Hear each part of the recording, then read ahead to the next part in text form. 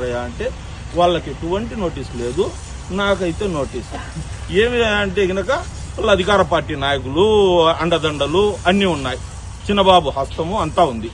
నాకైతే ఎటువంటిది లేదయ్యా. నేనైతే ఈయన తీసుకుంటామో తీసుకోండి, కానీ వాళ్ళవి కూడా చూడాలి కదా. నాకు ఒక చట్టము వాళ్ళకు ఒక చట్టం అనేది లేదు కదా.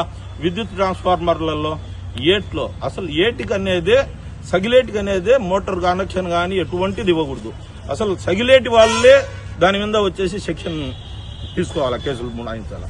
అటువంటిది ఎటువంటి ఇది లేకుండా వాళ్ళ బుద్ధి పుట్టట్టు చలామణి చేసుకుంటూ బుద్ధి పుట్ట గాడికి బొమ్ముకుంటూ అసలు ట్రాన్స్ఫార్మర్లు ఇప్పుడు ఇక్కడ చెరువు తట్టున బిగించినారు, అది చెరువు తట్టు అనేది తెలియదు, బిగించిండొచ్చు అధికారులు, అదేం తప్పులే.